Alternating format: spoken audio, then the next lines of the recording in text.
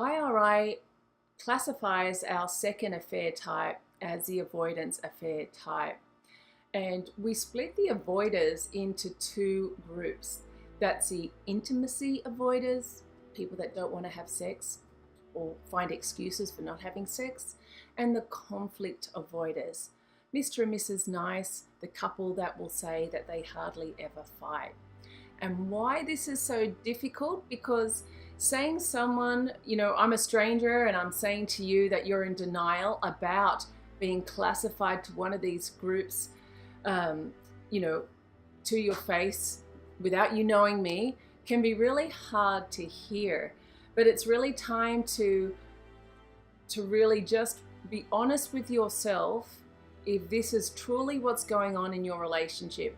And it's harder to accept this classification if you're the spouse that has been cheated on.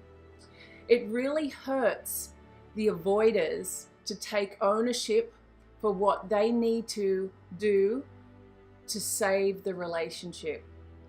And I'm saying this up front in this specific affair type because it is extremely hard to recover if you don't look at how you can help this relationship move forward by changing some processes. I'm being delicate right now because we're right at the beginning of the program, but you really have to look at how you can change if you want to save your marriage. And I know that hurts because you're the one that's been cheated on, right? But if you don't change, I'm telling you right now, after years of experience doing this stuff, you're going to really struggle with being able to move forward in your relationship. So in saying that and being completely honest about how challenging it's going to be, if you do decide to step up and look at, wow, we've done this way for a while, I realize now that this is a slap in the face and we both need to do whatever it takes to be able to save our family, our marriage, and we're willing to do it, then yes, you have a very high probability of making it through this period of time. But if you don't move away from ego and really look at putting some hard work into the exercises that I'll be sharing with you, then you're going to struggle, okay? So that is the warning that I give first up with this affair type. Now let's look at the questions. There's two sets of questions that we ask with this affair type to determine if it is in fact your affair type, because while they're all avoidance affair types, what you're avoiding is completely different, and the treatment program towards those two is completely different as well. So the conflict avoiders, we ask them these questions to determine if it is actually a conflict avoidance affair type. Is it your first or second affair? Do you feel guilty about the affair? Have you been married less than 12 years? Did the affair last less than 4 months? Do you and your partner avoid talking about issues that might lead to disagreement or conflict? Do you and your partner usually avoid to hurt each other's feelings? Do you believe that you are regarded by friends and acquaintances as the model couple? Do you want your marriage to continue? Are you having a hard time ending the affair? And I'll go over these very briefly because we'll get into this further down the track, and I don't want to cause too much conflict right now or really deter you right now. But generally speaking, the person that is in the conflict avoidance affair may have been having a longer term affair. It's not a one-night stand. This person has been seeing the other woman or other man for some time now, and there is a level of emotional bond or emotional connection that's there. So perhaps the affair person is still somewhere in the background even at this time. And when we're going into step 2 of the program, especially if you're doing it from home, it's going to be very hard for you to A, be honest about this other person being in the background, and B, cutting it off with this other person. And this is where you might want to get in touch with me or another Infidelity Recovery Institute specialist that understands this affair type, that understands what you're going through right now, and maybe provide you a session or 2 of one-on-one personal counseling through this time, just to give you that encouragement and support. Because unless you're going to do what is required, remember the overall goal is to save your marriage, and you can't please two people. I know if you're the person that's cheated, that's going to mean a lot to you right now. And remember, you're avoiding conflict, so you're wanting to please both your spouse, the person you're married to, and the person you've cheated with.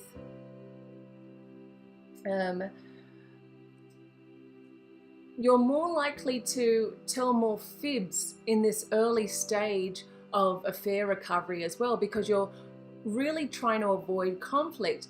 And the spouse of the conflict cheater, the cheating conflict person, is really also just trying to move forward with it. You could be upset and you're angry and you're internalizing a lot of this, but this is going to lead to your own set of problems, especially with depression, passive-aggressive conversation, taking it out on other people around you, even taking it out on your children and your family members. Both of you will, on the surface, say that you want your marriage to continue, but maybe the person that's cheated secretly is questioning if they do or don't, because you haven't been able to express yourself authentically in a long time, and you're not even sure if you'll be able to do it in the future, because your spouse is really betting in right now on you being wrong and throwing all the blame over to you, and probably not looking at how they can also change in order for this marriage to move forward. And are you having a hard time ending the affair? Most probably you are. Or if the affair has ended, it's not going to guarantee that you won't have another affair in the future unless you really look at the current issues in this relationship. You're not having your needs met, and if you don't work on having these needs met right now, take this advantage of this situation right now to go through the hard work and those difficult conversations to have those needs met, then you most probably will cheat again in the future. The questions that we ask to the intimacy avoidance affair type, and this happens a lot of people don't have sex for all sorts of reasons. They really love each other, but they've just stopped having sex, and then having sex becomes almost awkward. It becomes something that's unnatural in the relationship. And the questions we ask is, have both of you had affairs in the last year or so? Did the affair last less than 4 months? Did you get into lots of fights with each other? Do you find that every disagreement turns into a battle?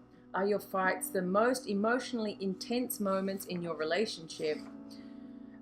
Do both of you want your marriage to continue? Are you having a hard time ending the affair?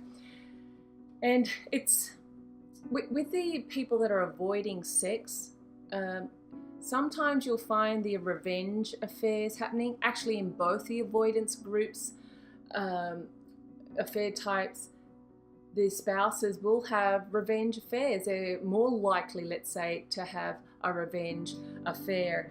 And that's because people need touch. They need intimate touch. There is two fundamentals that you'll need to have a long-term relationship, and that is friendship and that is sex. And to be a friend with someone is you're respecting them, you're interested in them, you're engaged with them.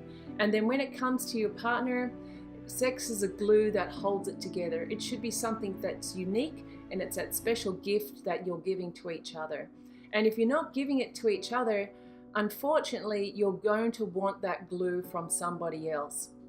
And even though you could be married to your spouse and love your spouse, you can find that need for sex outside the relationship. And for women, it may also manifest as more of an emotional relationship.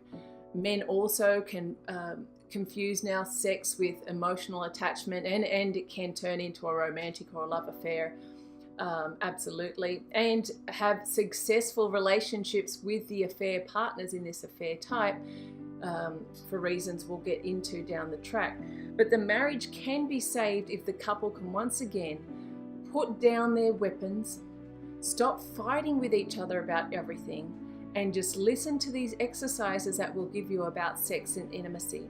And if you can do that and remember why you're together in the first place, then you have a high chance of success. But it isn't without some difficulties. So I say this so you can really be prepared when it comes to doing the exercises, but also in your case, reaching out to some of us professionals for emergency one-on-one sessions. Okay, so even though you might be doing a home study program, you might need some professional help if you want to have the motivation or the coaching and the logic to be able to push you through this stage. Okay, so I hope this helps you classify if this is your affair type.